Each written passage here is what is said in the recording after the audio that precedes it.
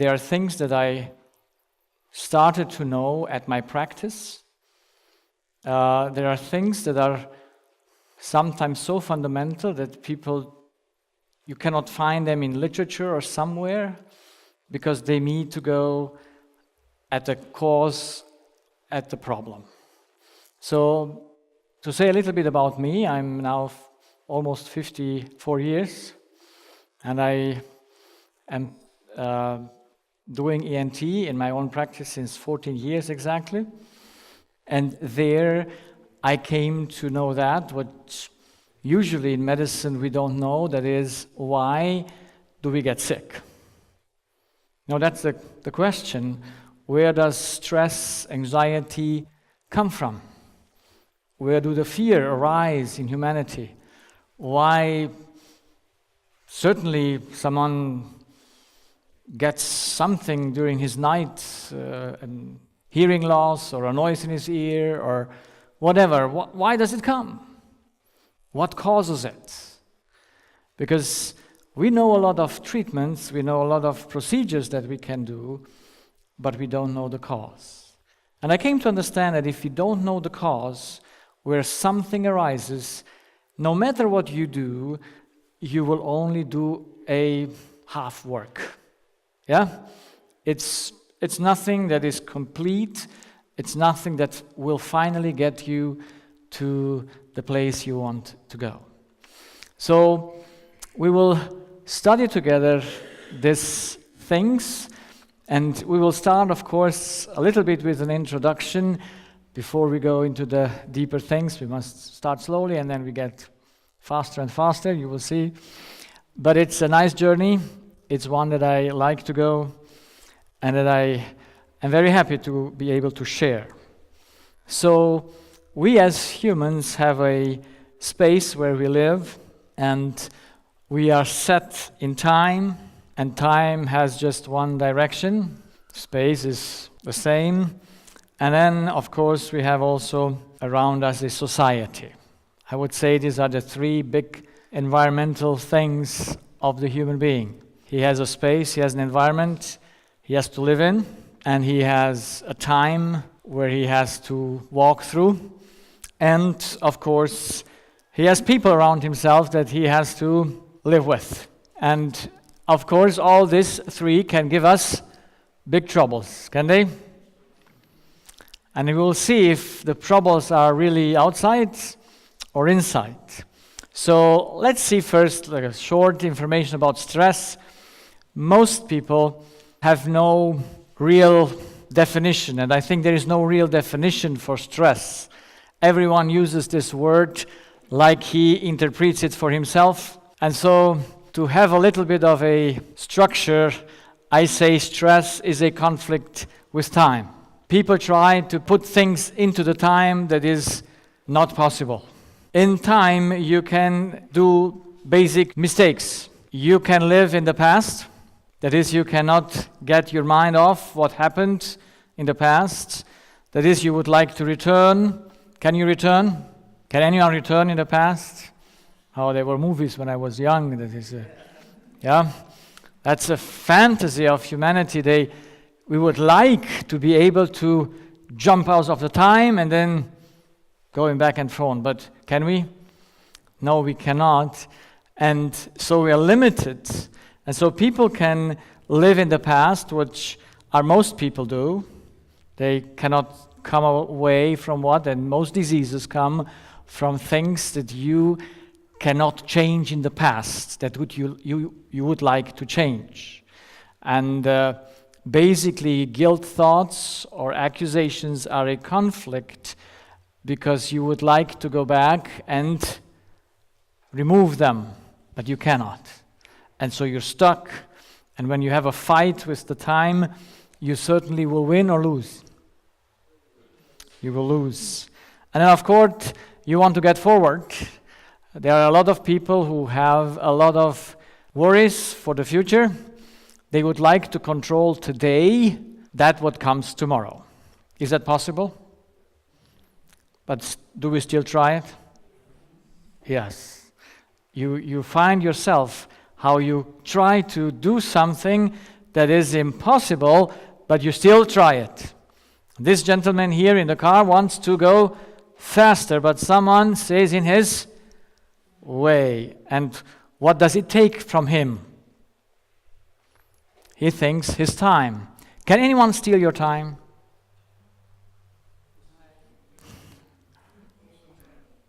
Can anyone steal your time? Now, we will see if that's possible or not. Because you see, when you get angry or stressed with the person that is in front of you, who is going to be affected in his body? The one before you or the one after you? You. You are the one, because you want something that is not possible. Have you ever stuck in a traffic jam and you wanted to, yeah? And what did press you? Did you feel the pressing? Especially when you go to the airport and it's late. Then you feel the pressing, especially. But it's still something impossible. You cannot jump out of time. You cannot. And we'll see the stress is mostly a conflict with time. Then fear, anxiety takes over. A lot of humans get more and more fearful and anxious. This is like pain also is growing very fast. I see this in my practice. I do counseling for anxiety and fear to more and more people, because more have them. They come, of course, with me with their ear, nose, and throat issues, but since I don't look just to my field, but I go down into the whole human being, so they tell me about their fears and their anxieties and how they cannot cope with them. I just recently had a young lady, she's 18 years old, and she got her fears when she was 16. And of course, in these 2 years, she went to many doctors to help her. But fear is something very strange and something very bad. I know, have you experienced it ever? And I mean, like a panic, like something that I know it from my own experience. I know it feels the worst. I mean, better have pain than fear. Yeah, better have pain than fear. Fear, I think, is the most difficult disease that can be, because we are entering in such a state that is very, very unexplainable bad. And fear does what with you? Fear makes you wider in your space or takes your space away? It takes your space away. This young girl stopped going to school. She stopped going out without her mom. Her space of life gets smaller and smaller and smaller because she wants something to control that she cannot control. And what is that? She wants to control her life. And she thinks the space threatens her life. Is it? If she would not believe that space threatens her life, she would go at school. Because is there any security anywhere? At home or at school? Can someone push a red button and the bomb comes 8,000 miles or how far away and you know something? It's not possible. So she had an issue, and I went with her through all the counseling sessions that I will do here as well, and the information, so that she gets back the control of her thoughts, which are, of course, involuntarily. But fear is something strange, very strange, because it's a fight against a pure illusion. I had a young girl, a lady, she was 27, she was married, and she got the fear about bacteria and viruses. And in her fear, when she went out, she had to cleanse her shoes by putting them in the wash machine and heating them up, or so that to kill all bacteria when she took them the next time. But you see, like in every disease, when you start to give in to fear, it gets over you. And so she came to the point where she only once wear a shoe and then had to throw them away because she could not put them on again. And I talked to her and I said, how did you survive so many years when you didn't know about bacteria or whatever dirt can be there on the street? How did you get through it? Because you're 27. You should have died for long. They would have eaten you up. But you see, it's a fear is something that is I would say a fight against nothing. I mean, a fight against a potential danger, which is not a danger. Yes? So it's not something good. I have fought fear as well, and I will say my stories as well about me. And then the conflicts basically are a problem with society. Now, all of them you have seen is a conflict. It's a conflict with time, it's a conflict with environment, and of course, then you can also fight with your people around you. And so, the most diseases do come from a conflict with someone else. So, in our life, the greatest potential to get sick is when you have conflicts in your family. When you rise up in a family where mother and father do not get along, you certainly will end up being sick or either addicted and have a non-controllable behavior.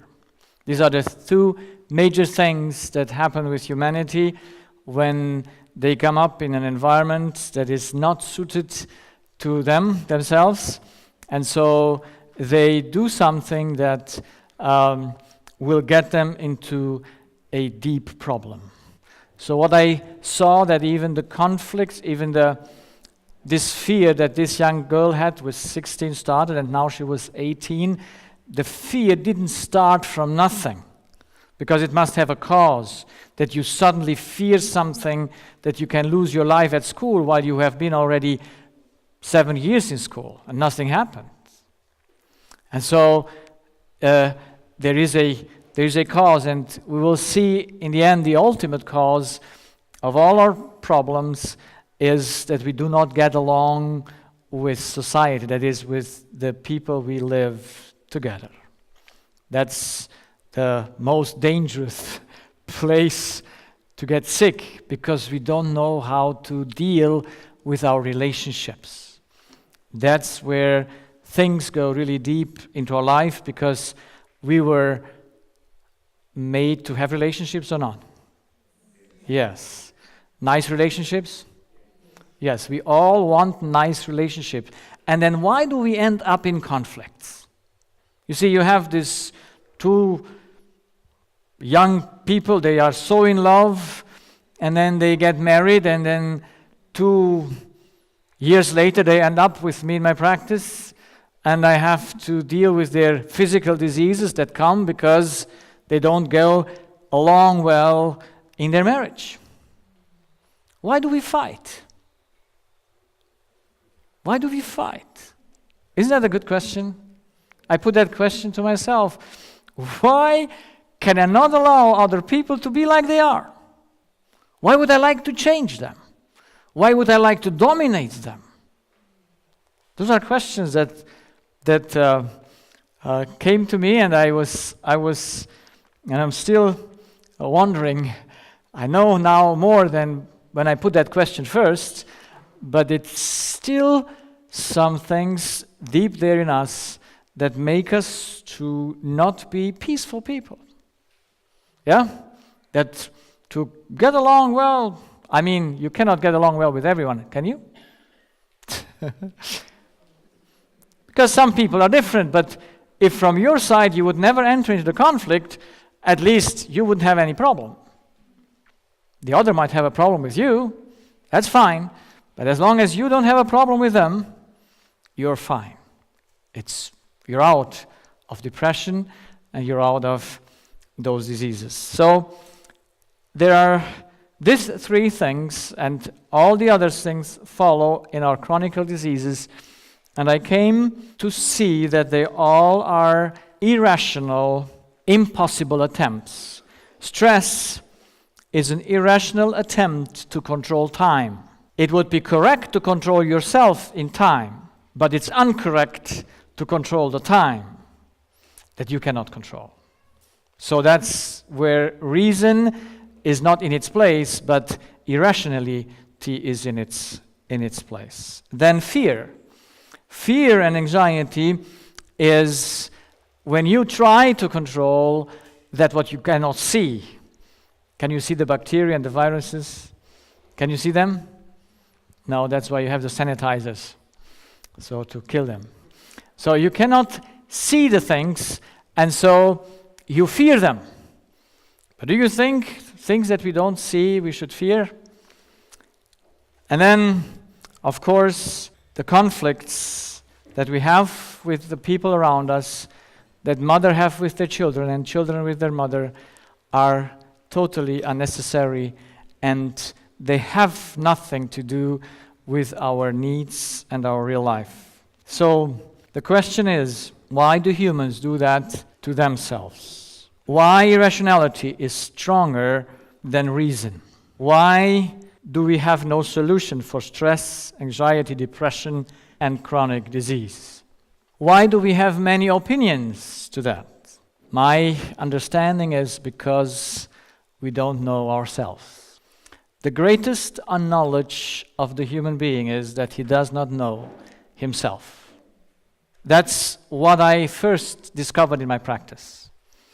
That was one of the first eye-opening, because all what I share with you, I didn't get out of books, because I'm more a person that studies for himself, that wants to know the things from the bottom line. And so I wanted to know what's humans' problem. And humanity's problem is that he does not know himself. And since not knowing himself, if he is supposed to guide himself, he's supposed to drive his own life, can he do it? He doesn't know where to push the buttons. Put the child into a car and say, now drive. Can he do it? No, because he doesn't know where is they know, they learn it very early. But as humans, we are getting adults, and we don't know where the buttons are for our life to govern it. I think that's a great, great lack. So I saw this in my patients when they came and told me their story. And I saw how in the way they explained things, that somehow their view about themselves was distorted. I said, am I looking to myself the same that they look to themselves? So a doctor has a good advantage, because he can see his mirror in many of his patients and get himself to know better. But if you're not a doctor, how do you know yourself?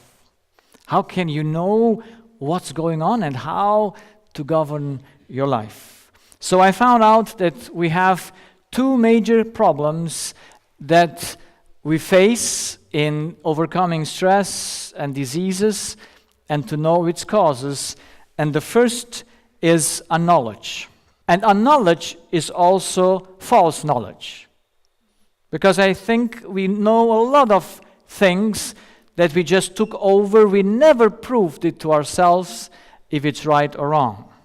We just took it because some doctor said it or some scientist said it, and we never thought it for ourselves. There's another thing that changed in humanity in the last decade, I think, or the last 20, 30 years. We slowly stop thinking for ourselves. We just take information without ever asking ourselves, could this be true or not? And we have that a lot of those informations. And I think what I face in my practice is it's sometimes hard when I get sick people to get them to think and reason a little bit why they got their sickness. Because you see, when you're sick, you have an advantage. Because you must do something about it. The worse the sickness is, you know you have to do something about it. And then you have a good chance to start thinking for yourself. To stop somewhere and say, okay, let's see, where is my direction going? What are the fundamentals of my own thinking? How do I do what I do? So our knowledge is the greatest problem that we have, and it's a knowledge of ourselves. We don't know how we are framed. We don't know our structure. We'll speak more about that. Our functions and the basic laws that govern our nature. Is our body governed? Are we governed by laws or no laws? Yeah, we have very fixed laws that no one can change. And if you don't know them or just ignore them, it's not so good. We just had it this winter. I know with you it's this summer, but over in Europe it was winter, and I had good friends in Romania. There's a couple, they were 40 years old, and they went to take a bath on Friday night, and they died in the bathroom because they had a heater that made the water heating with gas. And when he put that heater in, he didn't install the right air, it must go out the ventilation.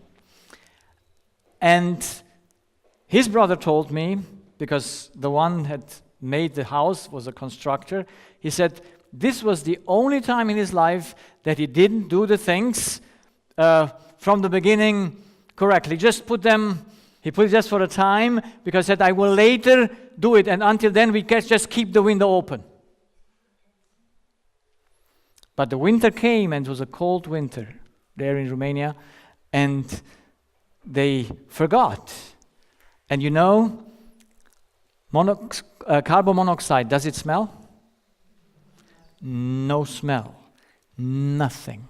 You just fall asleep. And they found him dead. The father of the lady, the father-in-law of the man. So it was a very tragic event. But you see, can we play with nature? Can we play with ventilation? Can we play with the things we don't smell? So we must know exactly the laws of nature, to govern ourselves, to be aware of them, and have them always in the back of our reasoning and our thinking. And of course, there is another thing that we face, and that's incapacity. Have you ever found yourself incapable of controlling yourself? I know for sure. Everyone. I don't know you. But I know this is a basic human problem. Humanity cannot control himself, his thoughts and actions. And if you lose your control and your thoughts about your thoughts and actions, how can you drive your car well? So we have two problems, our knowledge and incapacity. What do we need to deal first with? Of course, knowledge will help us first to become capable of doing the things, because if you don't know how to drive it and you're incapable, then of course you will drive somewhere. You see, this is what happens in medicine. I had a patient, he was 43 years old, and he came to me with a swelling of his parotid glands, salivatory glands, so the right side was more swollen than the left. And he was diagnosed with an autoimmune disease. And so, since this also falls in my field, he came to me and they said, well, your disease comes from your lack of self-control of your thoughts. Now, he was a little bit surprised.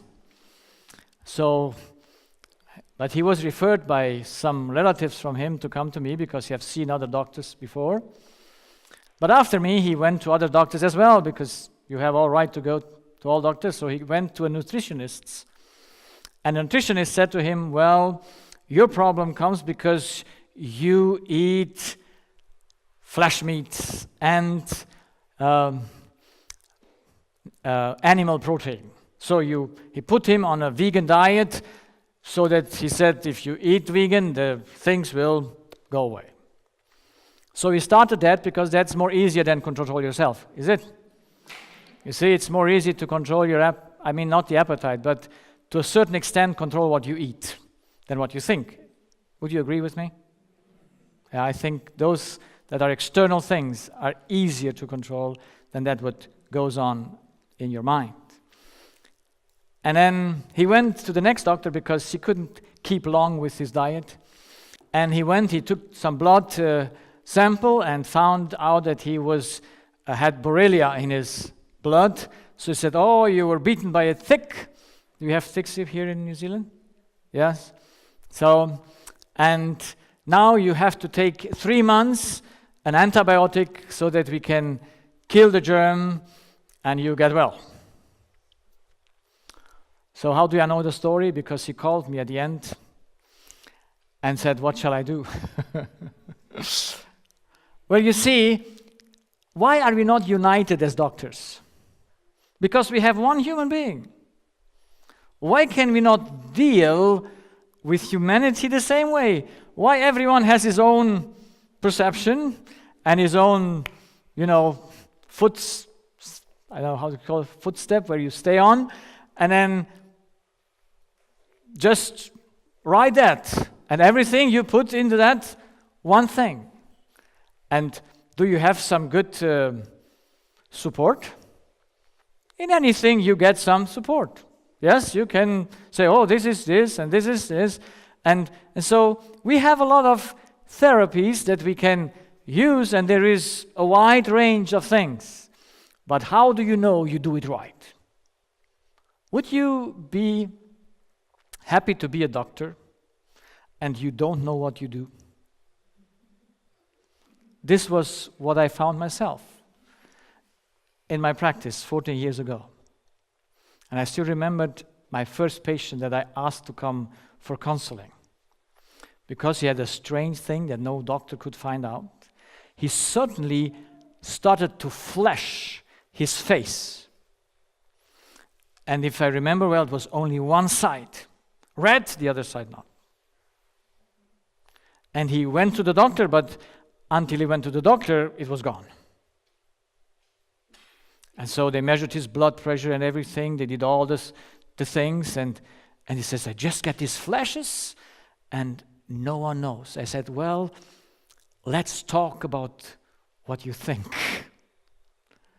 And I remember when he came to me, and I wasn't back then used to talk to people like I'm doing it now, because I became more a counselor of my patients. And so he told me his story. And his story, the first time now when I look back, I said it fits exactly, his physical thing fitted exactly to his mindset.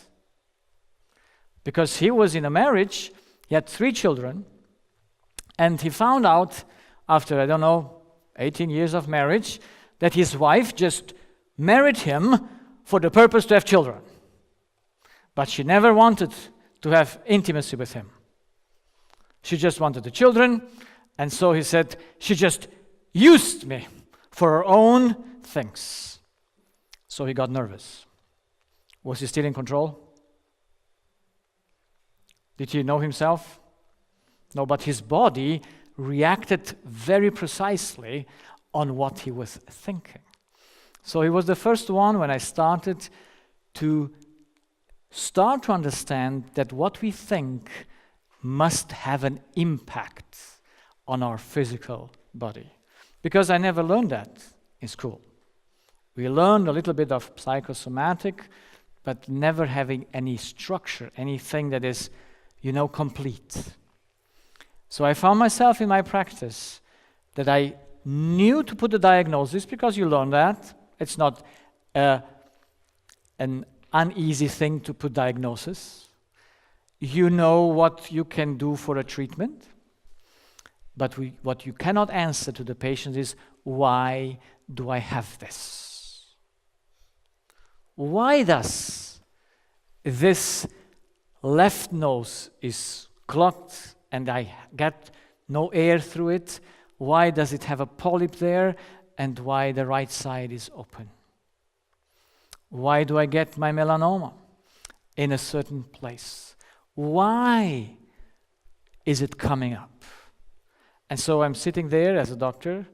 I know to give a medication, but I don't know what to tell the patient why he has his situation. And I knew, and I experienced this, when you don't know, you're not in a good state. And to be a doctor, and you just sit in front of the patient helpless. I mean, you are helpless because you cannot help. He must help himself. But at least you can be one that can say, look, this is the point. If you do this, your problem is solved. But if you don't do this, then of course you can do many things, but you just will switch your disease to another place. Because I observed that young people came to me and they wanted to take out their tonsils. And I told them my experience with my taking out my tonsils. And I said, your tonsils are not the problem. Your tonsils just show something that is wrong. And if you take them out, you have resolved nothing. Because then that problem that causes your tonsils to be sick will go somewhere else. But the young man was very convinced. He wanted to do his surgery. And so he came 9 months later, and he was very happy because he had no throat pain anymore. So I was wondering, where did his pain go? And now he said, my knees are hurting. So what's better? You see, sometimes I wonder what we do in our medical profession. And I want to be very honest and clear that we are educated in a certain way where we do not think for ourselves. We just take the standards that are given to us, and then we don't look outside of that, unfortunately. Unfortunately, we were made to study things, but unfortunately, we are just taking in things without studying them really for ourselves. And so, would you do that in a normal profession if your house would be burning and the alarm would go on? Would you expect from the fireman to come to take off the alarm and leave the house burning? Would you find that a good way to deal with things? Yes or no? No, that's stupidity. I mean, say it it's English, yes. So it's not my first language, but it's irrationality. No one would do it, but in the medical field, it's normality.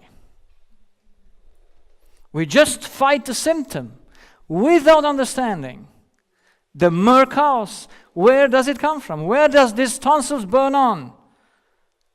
Why do they are there and have their issues? No other profession would you not take first the cause and take that away and then give the treatment. I compare this sometimes also with a wall that is wet. Do you have wall wets here? Maybe you get some. And then you get the professionist to come and say, well, my wall is wet, And he will say, well, I have in my car some very good fans. They are very strong. We just put them on the wall so they dry the wall. Would you buy the fan? Why not? They're cheap. They're in offering. They're on sale.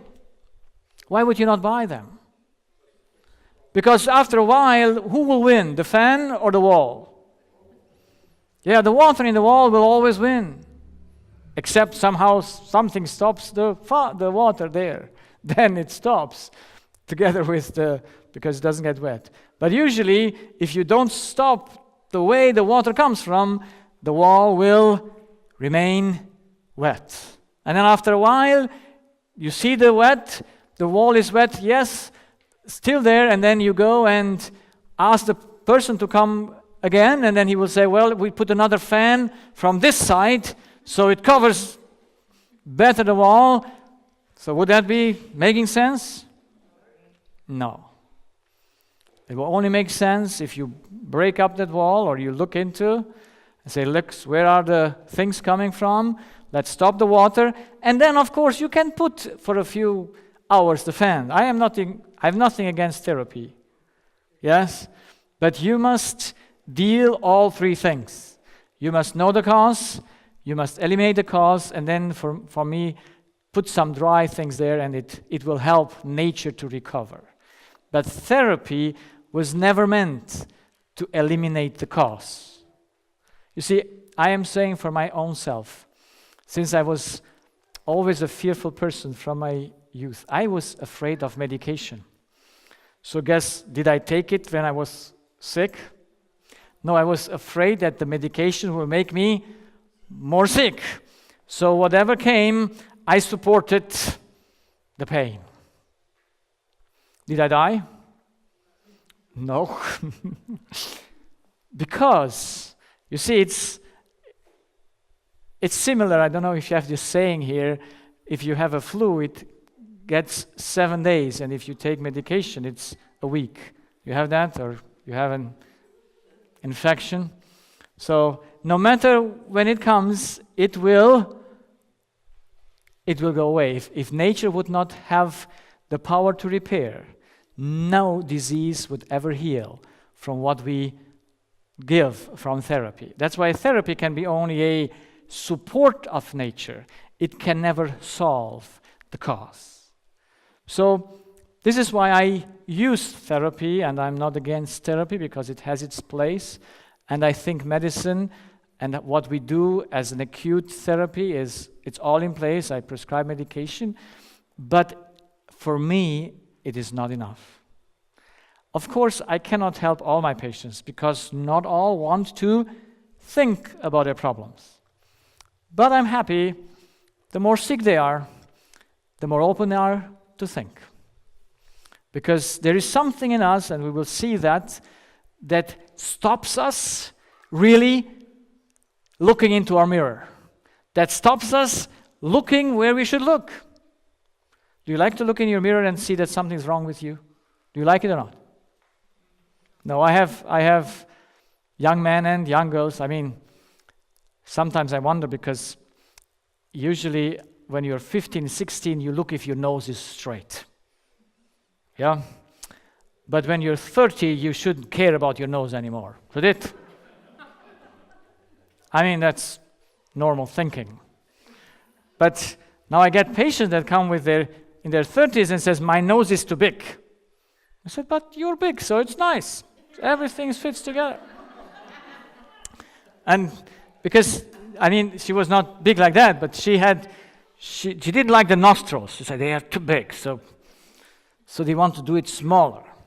I say, if you do your surgery to your nose, you always, whenever you look into the mirror, you will look to your nose.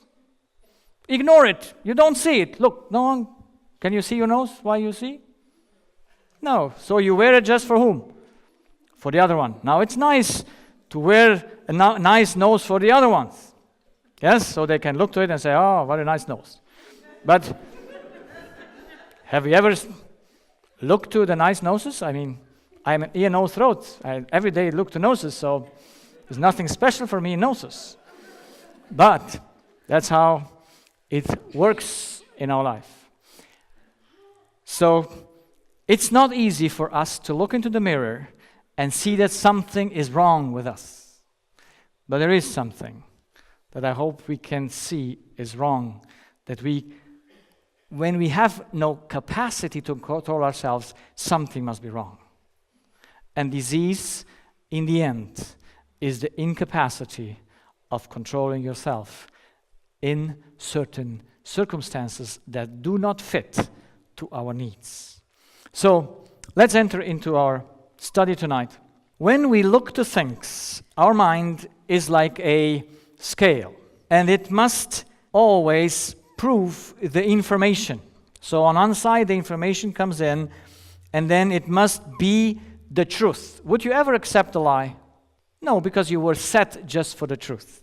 The question is just, what is the truth? Because you were set to only accept the truth.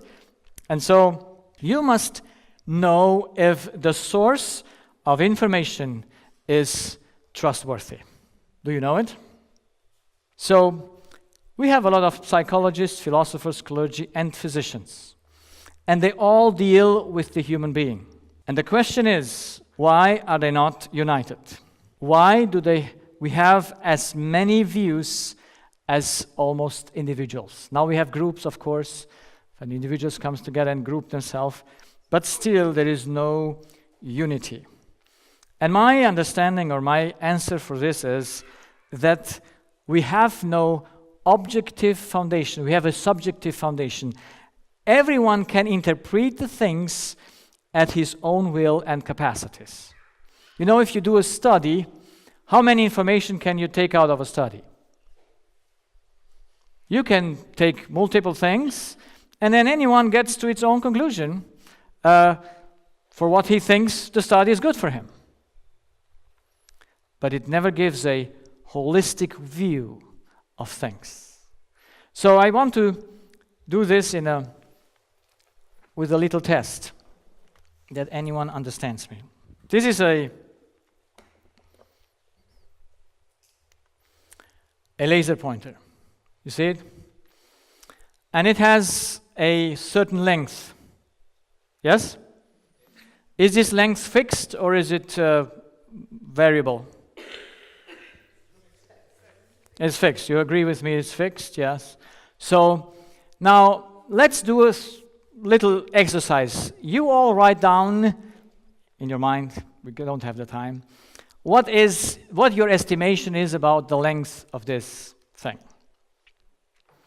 And then we make a statistic, and then we say, this is as long as we all here came to put that statistic together. Would it be true or not? No. Because how is our own estimation? Right or wrong? How long is this? So you're a young man. 13? Anyone here? You? He said 13. 15? Someone else? 17? So 20? Yeah, so you see, the range goes from too small and too big. So what would all unite us? Yeah? So you see, that's why I got this. I had the bigger one, but someone was very not kind to me at my last meetings because I lost the other one on a meeting desk. That's why I wear a meter with me. Do you have one in your pocket? It should be very, very important because would you believe me what I say to you? Would you believe me what I say? Well, that's not good. I would never believe you if you would tell me this is 16. Because I would take my own meter and will check it for myself. Isn't that not better? Yes or no? Yes. That's what I said before. We believe things because someone has a title, an education, but let us check it for ourselves. Better check than believe. Isn't that good? And if we all check it and all of us must measure it, then we would all be in agreement. And would we say, okay, this is 15 and 7 millimeters. Yeah? Maybe a few nanometers more or less, but that's, we have this, and it will all unite us. We would all be. Would we argue about this? Would we ever argue about this? No. Yeah, there might be people who argue about that as well. So there is no limit for irrationality, I say so. But at least as long as we are a little bit of thinkers, we would say, let's take it for ourselves and measure it. So this would be, for me, that what should be the basic of our study. A measure that is outside of our own interpretation. So it's outside of your estimation. This is not an estimation. This is just an ability to read. Now, do you have to need to have that? Yes? Yes. You must read well. And if you don't read well, measure twice. But it's just a matter of reading. It's never a matter of estimation. And I hope you see the difference. Learning is not estimating things, but knowing them for sure. And for me, to know things that are estimated are relative. They don't give me any security in my medical field. Like they would give no other in his field security to do something without knowing what he does. So that's why we need a measurement that is outside of our interpretation. And do you think that's hard or easy to orient after? What would you like to put first, your estimation or the measurement? Now, I know that we all would put our estimation first. Because we are so trusting ourselves that our estimation is just correct. But always put your estimation on something that cannot fool you. And I think that we united on the metric system or on the inch system just to have what? Unity in building houses or in having measures. If we wouldn't have this, how much unity would we have? Everyone would say, okay, we make the wall like this. That's nice. It's enough. And the other wall then. And then you will see at the end that the house is. And say, okay, now let's run it down and put it again. So it's a very nice instrument and a very needed instrument. And we should have a information that is outside of ourselves, and it should have no contradiction. You see, in the things in nature, you will never find contradiction. In the laws of nature, there are no contradictions. And that's a fantastic thing to know what is right or wrong. So we must have a measure that is outside of our interpretation, and this is what I want to give you here in my presentations, that we should orient ourselves after something that is objective and cannot be changed by whatever you do. Of course, you can think what you want, but then you're putting yourself higher than the measurement, and that's, I don't think, is a safe thing. So we would all be united if we would have a measurement for humanity. Would we? What would unite us? I found 4 things that are the foundation of my study and that are the foundation that we will study together here in this week. So the first thing is we must know the law. That is, we must know the metric. This is the law in nature. We must know the fundamental law to be able to measure. Because the law will tell us everything if you know it. And I must tell you that fundamental law of nature that I study now I discovered it over the time because I knew it. We all knew it from school, but we never give him any practical application in our life. But for me, it became the most important thing because by it, I can measure anything. At least I can include possibilities and I exclude possibilities. If someone comes to me and says, this is 20 centimeters, Now, I can say, well, it's close, but it's not like it should be because I know the law. Yeah, it's close, but it's outside.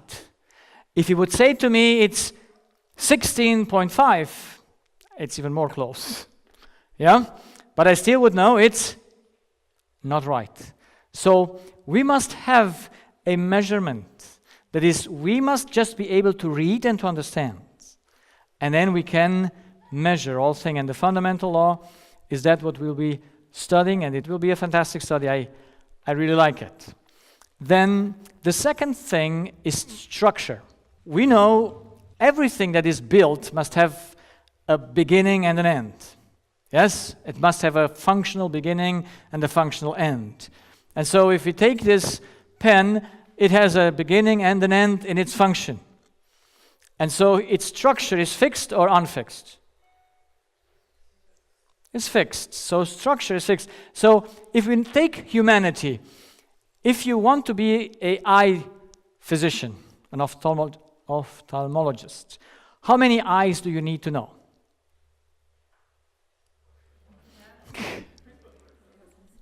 How many eyes do you need to know? Well, at one at least, but you can know two because they're slightly different because the nerve comes from in each eye a little bit from a different angle.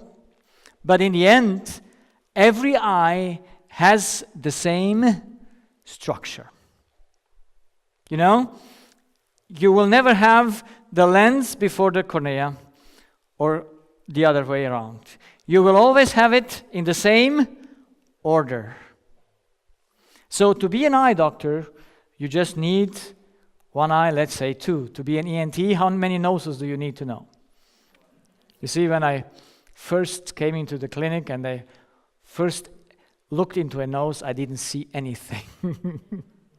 You know, the nose is a fantastic organ, a very big organ. We see it little here, or but inside it's a big space that goes still in the middle of your head. Yeah, and if you would cut off away this, and you would see how big that place is, but if you once know the nose, you know it. Of course, every nose, anatomically, at every eye, looks different. The one is big, the other is white, the one is green, the other is red. It doesn't matter. The color and the sizes don't matter. But the structure, that is the way they're built, you will see the same. I don't look into the nose and say, the septum is in this place on a wall. No, it's always in the middle. Yeah, so this is what I mean with structure. Structure is a fixed thing. Now let us go one step further to see if you come with me. If you know one's human structure, how many human structures do you know? I didn't hear the choir so much. So if you want to know where humanity starts, how humanity is structured, if you want to know that structure in one human being, how many structures of human beings do you know? All of them.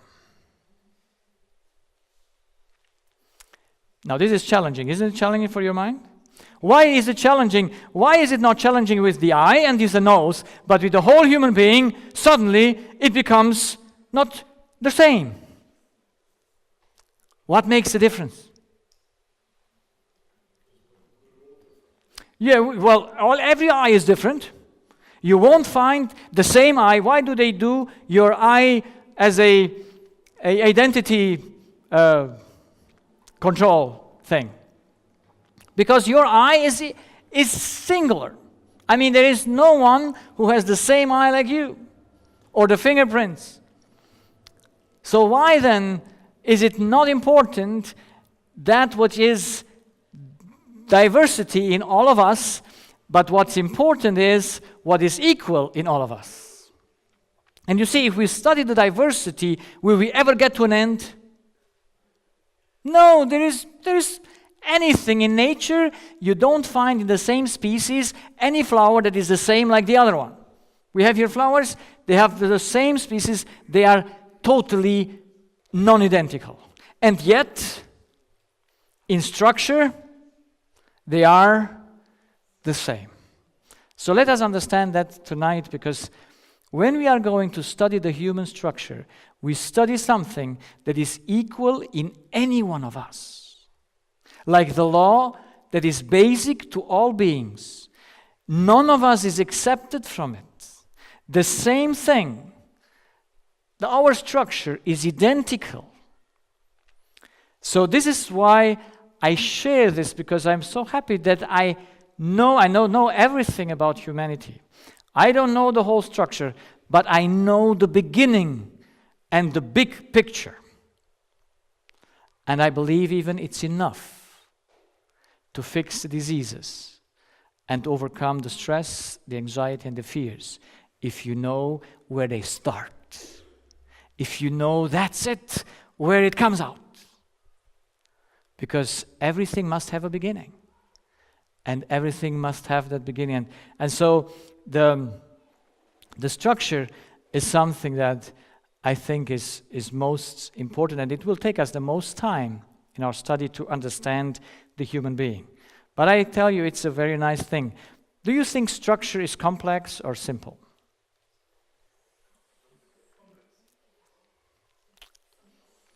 Now, every structure is simple. What you do with it can be very complex. But humanity in its structure, yes, you will see it's simple, but it goes very deep. But it's not something that you cannot understand. You see, I could say this. How old are you? 13? 11? Okay, you're a little bit big. I mean, not big. I mean, you look older than you are. But that's fine in this age to tell. So, they understand it very well. If they will come to all the meetings and we ask them at the end what they understood, they will give, I know that they will understand it. It's not as a complexity that cannot be understood by anyone. It's just the capacity to deal with it. That's the difference. That's why I counsel children, but I counsel children together with their parents. And my youngest consultation I had with an 8-year-old girl. She was in fear, and she wanted to talk to me alone. And I sit there and said, how can I deal with this girl to show her what's wrong? Why does she in fear? Why does she fear to go to school? Why does with 8 years? And so that's a challenge to do that, but still, the thing that I very simply painted to her in a structure, I think she understood. I mean, I cannot follow up all my patients I counsel, but they have to do something with it. So I hope that we all understand it's not a complex study, but it's a very deep, insightful study in our human being that is very nice to do it. Then the third thing that we must know and we will study is what are our needs? What are our basic needs? And what's the power that drives us on in our life? Because without power, how much will this work? Will it work? No. It must have power, and when the power is gone, it won't do anything anymore. So we need a power. We need to know what puts us on to work, what puts us there to live the right. So these are the four things: the fundamental law, the structure, the power, and the needs that we have, and the function. We must know where function begins and what is the lining up of it in a structural way. So here I have a diagram where we can just see all four together. We as humans are put here in the center of this law. We have to live inside of it. Because our life is conditioned by our needs, all our needs must be fulfilled.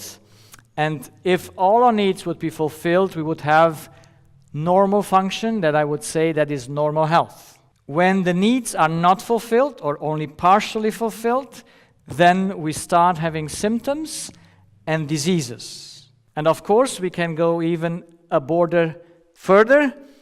There comes then death, where we have no function. So disease is on the first sight a connection that something in our life is not going correctly. Something is outside of the parameters that are set for the structure. So that was my first seeing in my practice, that something is wrong. So I said, what is missing, my patient? Because you see, on physical level, a missing can be also when you have too much. So on physical level, you can have too much oxygen or water or warmth, or too less. That's why the border is on both sides, because we measure the body. And he can have body reactions on one side or on the other side. So we take the warmth that we need, the 37 degrees Celsius, and when we have too less, we are freezing, and you have too much, you are sweating. So we have all learned, when we are thirsty, to drink, when we are tired, sometimes to sleep. At least we fall asleep later on. But what do we miss when we have fear? What do we miss when we have stress? What do we miss when suddenly our hearing doesn't go well at all? As an ENT, of course, I had my first patients coming with ear problems to me, and those ear problems, I could not know how to deal with them.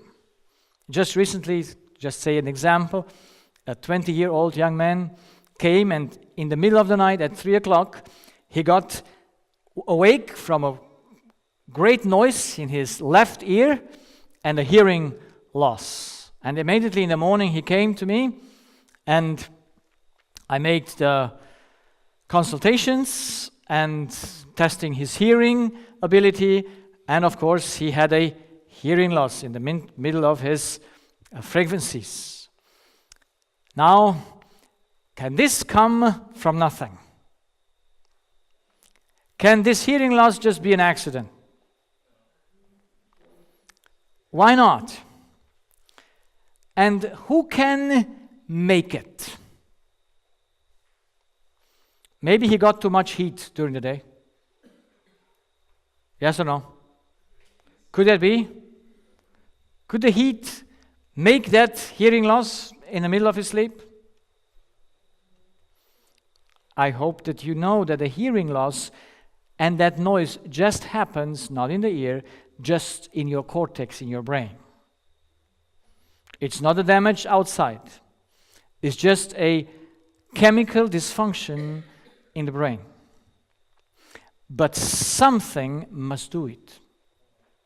It must come from something. And so now, after 14 years of understanding humanity and knowing more and more about his structure, I immediately know what's going on. Because as a doctor, you should be like any other professional. When you see something that doesn't work, you just know exactly this is it. And you can just go straight to it if you can. But my problem is that my patients don't know the problems, and so I must deal very carefully with them because I overwork them. Because you can be 43 or you can be 17, and when I tell you that your glands are swollen because you think wrong, you will say, oh, let me alone. Now I would overwork you. But nevertheless, if you would know the structure, you would know that someone pushes the button that lights up. That light can come up without the button. And in the night, what can happen? What has access to your brain except your thoughts? You understand? Almost most diseases, or almost all diseases that are suddenly come during the night and the early morning. Yeah? There might be thoughts that do not come that you think that night just, but they They came a lot together. And I said to this young boy, I said, what happened in your life? And he said to me, and you know, when you come to the ENT doctor and he asks you what happened in your life, it's a strange thing. But still I have to do it. And he being young, was hesitating to give an answer, because when they are young, you know, boys are shy sometimes. And though I insisted a little bit, I said, tell me what's going on in your heart. You must have a deep thing going on that bothers you, that damages your brain. And he looked to me and said, well, a month ago, 2 friends died. There was a girl and a boy, they were friends. They went from Germany to Thailand. They rented a motorbike and they got into an accident and died. Now I said to him, that's something that bothers you, is it? Is that something that could bother your mind? Yes. But now you need to know that how many brain sides do we have? How many brains do we have? Well, we have 2. You will say, you know why we have 2? Because they are separated on the beginning. The cortexes are not connected. And the impulses started from outside in the cortex going down. So he put his input only on the right side, no, on the left side of his brain. On the right side, the input is correct. That's why you have one-sided effects, because you have 2 inputs that are not together. And some people ask themselves, why do I have clay just in this ear and not here? Because you have 2 brains. The one side is working more and the other less. That's how easy I can say it. And so we must know a little bit the structure to understand why is it left. Now in medicine we never put these questions. But as being an ENT, I said I want to figure these things out. And so over the years, I found out what happens on the right side and what happens on the left side of your brain. And I said to him, because I knew, I said, well, that story is touching, but it doesn't fit to your brain side. You see, when you know once the body, no one can lie to you anymore. Isn't that nice? The patient, when he comes to you, he tells you exactly what he has in his heart. He tells you exactly his weight. Because the body lives, as we will see in structure, from what you think and from what relationship bothers you most. And if the relationship with his friends would bother him, he would have the loss on the right side of his brain and not on the left side. So I insisted a little bit more on him because I wanted to help the young man. And he also told me that he has, from 1 year now, he has a heart arrhythmia. I mean, he has extra systoles, and he takes, for 1 year now, beta blocker. You know the beta blocker? And he has a clogged nose that he has for many years. But those are old things. This is something acute that just happened now. And so now he tells me and says, the 2 who died, one was the sister of my girlfriend. Now tell me, about what would he thinking? The sister of his girlfriend or his girlfriend? What bothers him? So is he in need because the sister died and his boyfriend, or is he in need because he does not know how to deal with his girlfriend? What bothers him? You see, you all would say that it's his girlfriend because he now has an unhappy girlfriend. He has a person that he can deal with or cannot deal with. Is he capable to deal with the situation or not? No. And disease is the result of an incapacity to deal with things that are not fitting to our needs, that are not fitting to that what we really need. Do we need that the sister of our girlfriend should die? Do we need a girlfriend that is unhappy? That weeps and that we enjoy together and now she's there and you can do nothing with her anymore? So you understand, it's something that goes against us. And so you lose the capacity. And this story, I now know, after 14 years of studying, I'm very happy that I could help this young man. The other issues were because his parents separated when he was 12 years old, and he has not memorized them correctly. And I asked him if he wants to solve this issue, his heart would beat again normally if he would change the way he has stored the information of his past. It's not the past that makes us sick. It's just our storage, our view of the past. So there is help for anyone. Never think the circumstances are the problem. It's just the way you see them. We will look to that as well. So I came to understand in my practice, and it took 2.5 years, that my patients have spiritual needs. Because I did not know what were they missing.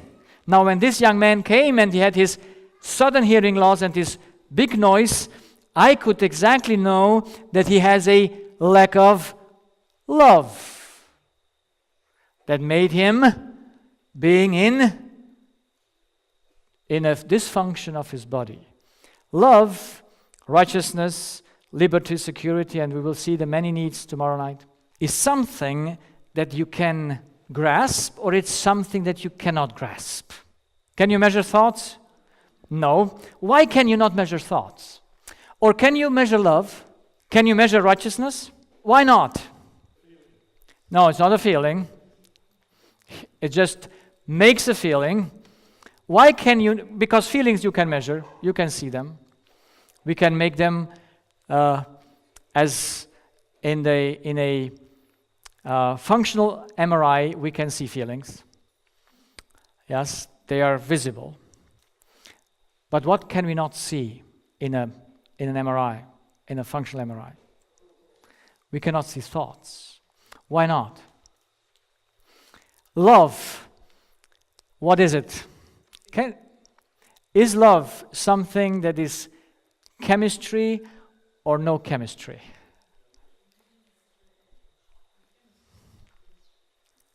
Now I hear some say chemistry, some say no chemistry. And I like the ones that say chemistry, because I challenge them to come forward and write us the exact formula of that chemical. Can you write it? Why not? Because it does not exist. If love would be a chemistry, I would be very happy. I would have invented it, believe me, because I would have had that one medicine that would remove the causes of my diseases. I would just fill up and say, oh, you miss righteousness. Let's take a few drops of righteousness. You get well. Or let's take a few drops of security and your fear is gone. Isn't that fantastic? You see, thoughts and this spiritual needs, that's why I don't call them emotional, because emotions are effects. Emotions you can measure, but spiritual needs never. Because there is no formula for that, but you need them. How do you know what righteousness is? How do you know what truth is? How do you know what security is? How do you know that bacteria are fearful? How do you know? So, I came to understand that my patients had a spiritual problem, which I never learned in school. And I could not know how to deal with it. And you see, I found out with the time, when I was convinced after 2.5 years that we need spiritual things, I just said to myself, when thoughts make people sick physically, How does that work?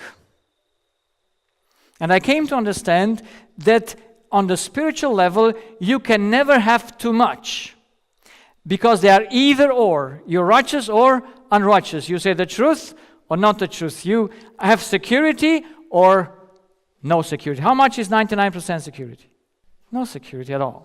So the problem is that our body reacts to the lack of spiritual needs with 9 out of 10 diseases. And I was amazed when I first came to understand, because I am not easily convinced, because you see that I'm not taking things over from others, except I prove them first for me. And I was seeing this in my practice, that my patient, I had no other reason that they were in a need except for a thought issue. And that thought issue is just imaginary. Yes? Thought issues, you have not the thing you can say, well, take them and fill them up. So this is where I came out after 2.5 years in my practice, that I said, I have to know how thoughts impact the body. And so I started to learn that.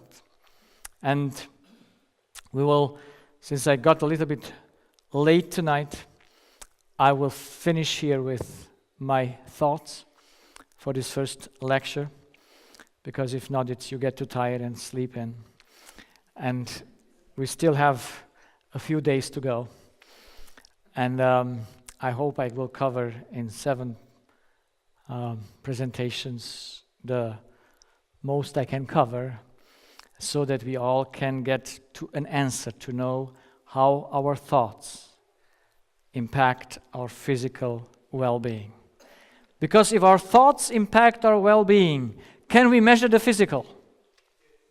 Yes. So then I can measure in the body the spiritual impact. And that's a fantastic thing. To be able to measure something that is not graspable, but to see it, how it works in the body, is a fantastic thing. That's why I so like the body, because I can orient myself after him, after like a meter, without a thing, because he works after the certain law, and I just need to know the body structure and to have a little bit know the law, to measure it all together, and then we'll find the solution. And I hope at the end of the seminar, every one of you can know what to do. At least start practicing how to overcome those things that you certainly have in your life, because I know no one that has no issues. Do you? And even me, learning the things, you still have to deal with your incapacity a long while until you get over your anxiety and fear. But of course, I had so many years fears. No one told me how to deal with it. I just was offered medication. And since I was afraid for medication, I didn't take it. So at least I didn't went into that dependency, because I know people who take the benzodiazepines for the fear, and they get so addicted to them that they never get away again. And it's worse than before, because even fear, I tell you, goes away with the time. In some cases, it disappears, but just for a time. And then it comes back like any other disease come back, like every disease comes like a blinking system, it's boom, comes and goes. Even fears can go away if we wait a little bit on it. But it's better to solve the problem so that whenever you come again into that situation, you can just not react the same like you reacted until then.